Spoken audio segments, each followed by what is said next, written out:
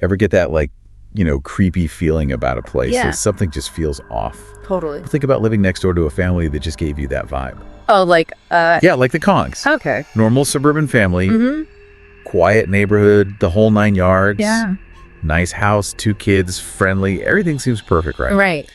But their neighbor, Mrs. Grayson, she's lived there a while. She's seen a lot. Okay.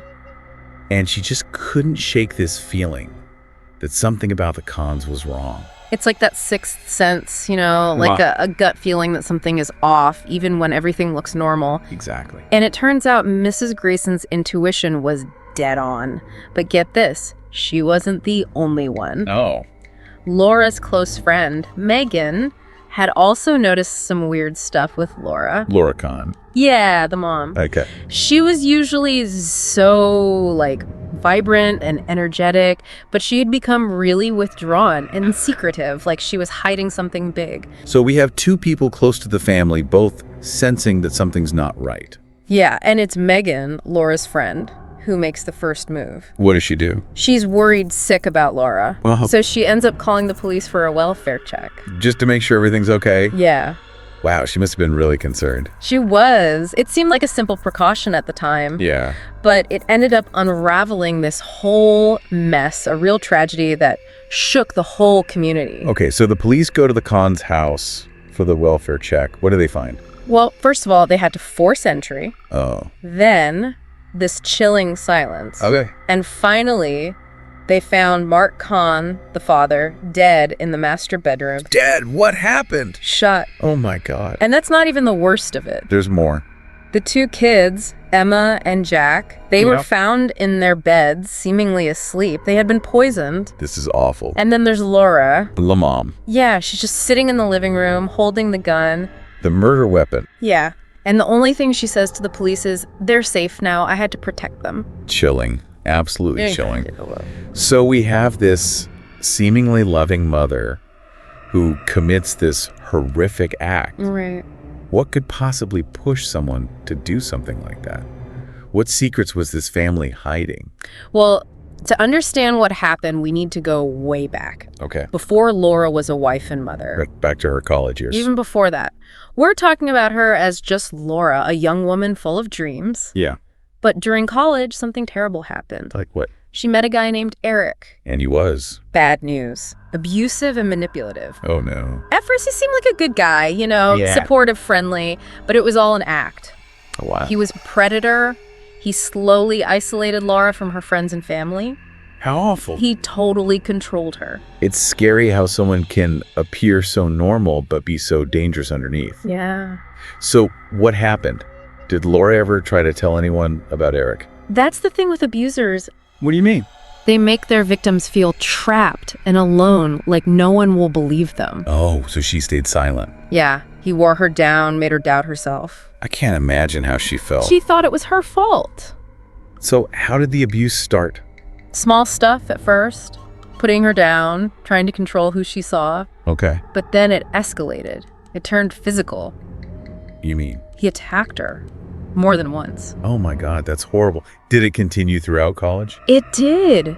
And it got even worse. Laura got pregnant from the assaults. That's just devastating. What did she do? She was trapped, completely alone. Yeah. She made the incredibly difficult choice to have an abortion. Wow, that's a heavy burden to carry, especially on top of everything else. Did she tell anyone? No, she kept it all bottled up. She just tried to bury it all and move on. Exactly, hoping that time would heal the wounds. Yeah, but as we know, trauma doesn't just disappear. It can come back to haunt you. It sure can. So after college, Laura goes back home, trying to start fresh. And that's where she meets Mark. That's right. He was everything Eric wasn't. Kind, stable, supportive. It sounds like she was finally getting a break. Yeah. But even though Laura found happiness with Mark, the trauma from her past was still there, lurking beneath the surface. Like a ticking time bomb waiting to go off. Exactly. And unfortunately, it didn't take much to set it off. Just a seemingly normal, everyday event. You kidding me? What was it? Something small? A fight between neighbors? A fight. Yeah, pretty heated argument. Laura saw the whole thing. Okay, but fights happen. Why would that trigger her so much? Because it brought back all those terrible memories of Eric. The abuse. Yeah, she saw the neighbors' anger, and it was like she was right back there with Eric. So even though Mark was nothing like Eric, She started to see him as a threat, too. Yes. Her past trauma was twisting how she saw things, making her see danger where there wasn't any. That's so sad. Did she ever talk to Mark about it? About what she was feeling? Unfortunately not. She kept it all inside. She bottled it up again. And that's when things started to really spiral out of control, right? That's right. Her mental state started to deteriorate. She became more paranoid, more withdrawn. And this led to the tragic events of that night. It did. But to understand what happened next, we need to dig a little deeper into what was happening inside Laura's mind. We need to understand her descent into madness. Exactly. And that's where we'll pick up next time.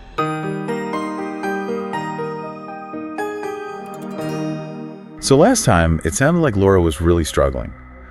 All that trauma from her past with Eric was coming back to haunt her. And now she was starting to see those same dangerous qualities in her husband, Mark. Right, and this wasn't like a sudden thing, it was a gradual process. Her mind slowly slipping into paranoia and delusion. The voices she was hearing, her suspicions, they were all becoming more and more real to her. That's terrifying. I can't imagine what that must have been like. But what about her family?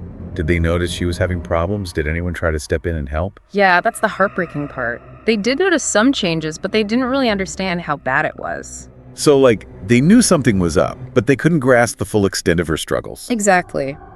Mark knew that Laura had been acting strangely. She was pulling away from him and the kids. Withdrawing. Yeah, withdrawing. He thought maybe it was just stress or maybe postpartum depression. After having the kids. Yeah.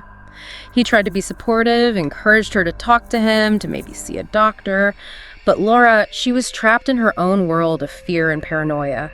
She was convinced he couldn't be trusted. That's awful. So they were both trying to communicate, but they weren't speaking the same language, Exactly. Mark was speaking the language of love and concern. He wanted to understand and help his wife. But Laura, she was speaking the language of fear and paranoia. She thought he was part of some kind of conspiracy against her. It's like they were living in two completely different realities. And as her mental state got worse, Laura isolated herself even more. She pulled away from her friends, her family. She thought they were all against her. So she's stuck in this nightmare world with no one to turn to, no one who understands what she's going through. How did this all lead to that night? What was the final straw that pushed her over the edge? It was something so small, so insignificant. It's hard to believe it could have such a huge impact. Okay, I'm on the edge of my seat. What was it? An old hotel receipt. A hotel receipt. Seriously? Laura found it tucked away in Mark's briefcase. And to her, that was proof of something sinister. Yes. In her delusional state, it confirmed all her worst fears. She thought Mark was having an affair, living a double life, just like Eric had. Wow. It's crazy how delusion can take something ordinary and twist it into something so dark and threatening. That's exactly what happened. To Laura, that receipt wasn't just a piece of paper. It was evidence of betrayal, confirmation that Mark was a danger to her and the children. So her past trauma with Eric was completely distorting her perception of the present, making her see things that weren't really there. Exactly. And she couldn't escape those thoughts. It solidified her belief that Mark had to be stopped. This is heartbreaking. So what did she do? Did she confront Mark? No. Laura retreated further into herself. She was consumed by fear and paranoia. The voices in her head grew louder, urging her to act, to protect herself and the kids from this perceived threat. Oh, God. And those voices, fueled by her delusions, led her to make a series of choices that had irreversible consequences. Tragically, that's exactly what happened. On that fateful night, while Mark was asleep, Laura's mind was racing. She was convinced he was a monster who was going to hurt her and the children. This is just awful. It's hard to even fathom how someone could reach that point, to believe that murder was the only option. And it's crucial to remember that this wasn't some calculated, cold-blooded act. Yeah. Laura was in the middle of a psychotic break. She was driven by fear, paranoia, and those relentless voices in her head. She genuinely believed that she was acting in the best interests of her children, that she was saving them from a horrible fate. It's just so hard to wrap your head around. It really is. So she took Mark's gun, and while he slept, she shot him. Oh my God. It was a horrific act, a desperate act, driven by delusion. And unfortunately, the horror didn't end there. There's more. After killing Mark, Laura turned her attention to the children. In her mind, she thought she was protecting them, sparing them from a life of suffering. She thought she was doing the right thing. This is the part that I always struggle with. How could a mother do that to her own kids? It's just unimaginable. It's a truly heartbreaking example of how mental illness can twist even our most basic instincts. The instinct to protect, to nurture, to love. Laura thought she was saving them from a cruel world. So she poisoned them. Yes. She crushed up sedatives and mixed them into their food, their favorite macaroni and cheese. She tucked them into bed, kissed them goodnight, and then waited. She thought she was giving them a peaceful way out. Oh my God, that's just devastating. The level of delusion, it's just incomprehensible. What happened next? Did she try to hurt herself? No. She sat in the living room and waited for the police. She had called them herself, confessed to everything. When they arrived, she was in a catatonic state, mumbling about protecting her children, about saving them. She was completely lost in psychosis. Completely detached from reality. So what did the police do? They realized right away that this was a very serious situation. They secured the scene and called for an ambulance. Laura was taken to the hospital, sedated, and placed under psychiatric observation. So the investigation begins. But from the start, it's clear that this isn't just a simple crime. Right. It's a case that raises all sorts of questions about mental illness, responsibility, and the limits of understanding. So the focus shifts from a crime scene to a hospital room, from who did it to why they did it. And that's why the answer to what drove Laura to do these horrific things is going to be a lot more complicated and disturbing than anyone could have imagined. That's for sure. And that's where our story picks up next time, as we explore what happened after that terrible night. We'll look at the legal proceedings, the psychiatric evaluations, and try to understand the mind of a woman who, in her delusion, believed she was doing the right thing.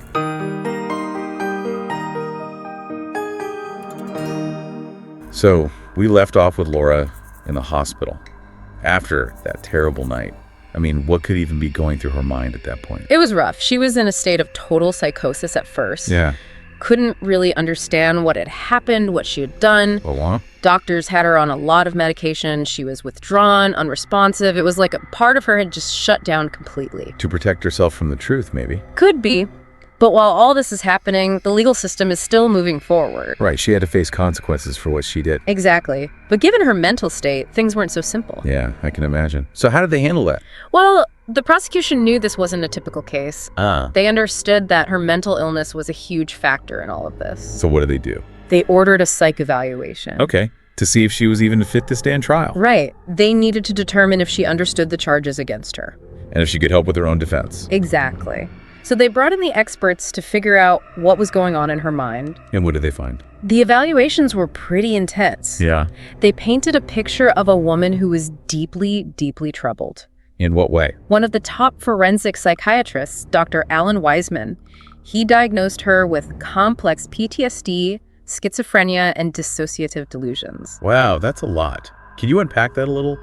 What do those diagnoses even mean? Well, complex PTSD can happen after someone goes through a long period of trauma, especially as a kid. Okay. It can lead to all kinds of symptoms. Flashbacks, nightmares, emotional numbness, trouble connecting with people, and even a distorted sense of self. So basically, it messes you up in a lot of ways. Big time. And then you've got schizophrenia. That one's a chronic mental illness that affects how a person thinks, feels, and acts. They might have hallucinations, delusions, their thoughts are all jumbled, and they have a tough time socially. Yeah, that sounds really difficult to live with. It is. And then there are dissociative delusions. What are those? That's where someone basically detaches from reality. They see themselves and the world around them in a totally distorted way. So putting it all together, Laura was dealing with a bunch of things that made it nearly impossible for her to separate reality from delusion. Exactly. And Dr. Weissman's testimony was really important. How so? He helped the court understand just how complex her mental state was. Okay.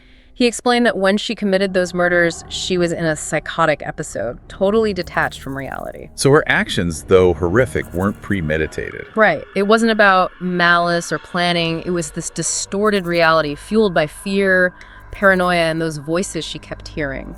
It's like her mind created this terrifying alternate world where her actions, no matter how extreme, made sense in some twisted way. Yes. And the court took all that into consideration. So they didn't send her to prison. The judge ruled that she was not competent to stand trial. Because of her mental state. Exactly. Instead of prison, she was committed to a psychiatric facility, a high-security one. So she was sent to a place where she can get the help she needed. That's right. Given everything that happened, it felt like the right thing to do. So she was getting treatment. But what about Laura herself? Did she ever come to terms with what she had done? It was a really long process. Yeah. At first, she was still lost in that world of delusion and confusion. So in the fog. Yeah.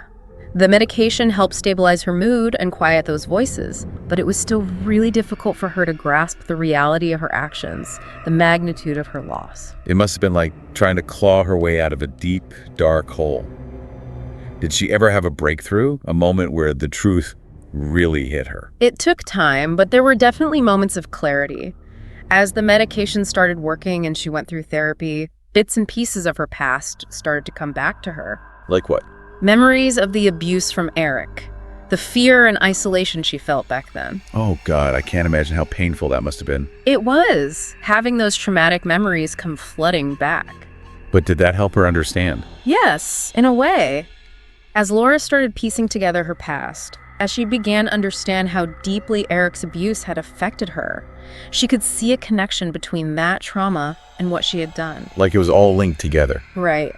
The delusion started to fade, and in its place came this overwhelming wave of grief, guilt, and remorse. So the truth finally hit her, the weight of it all.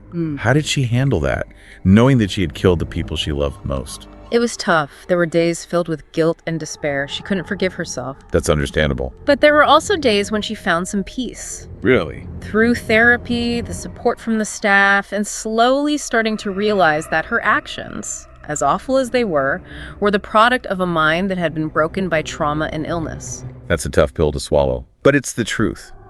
It shows how devastating mental illness can be, not only for the person suffering, but for everyone around them. Absolutely.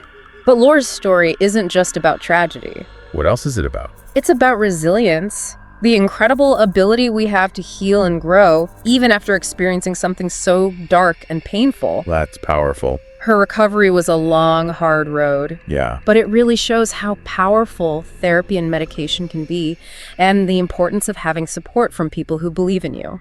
So true. Did she ever fully recover? She never fully got over the trauma or the guilt. Yeah. But she learned to manage her symptoms, cope with the grief, and find meaning in her life, despite everything she had been through. It's a powerful message of hope for anyone struggling with mental illness or the effects of trauma. Yeah. It shows that even when things feel hopeless, healing is always possible. I agree. And while Laura's case is a tragedy, it also reminds us just how important mental health awareness is. Early intervention, access to quality care.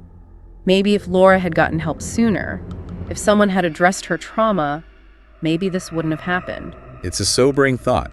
We as a society need to do so much more to support people who are struggling with mental illness. I couldn't agree more. We have to get rid of the stigma, make resources easier to get, and ensure that people like Laura get the help they need before it's too late. Well, that's a perfect note to end on. Thank you so much for sharing Laura's story with us. It's been heartbreaking, but it's also a reminder that even in the darkest of times, there's always hope for healing, for growth, for a brighter future. And thank you to everyone for listening. If you or someone you know is struggling with mental health, please reach out for help. There are resources available, people who care, and there's a path towards healing. And don't forget to like, subscribe, and leave a comment on our YouTube and Spotify channels. We always appreciate hearing your thoughts on the cases we cover. Until next time, stay safe and be kind to yourselves and each other. A rich man's world.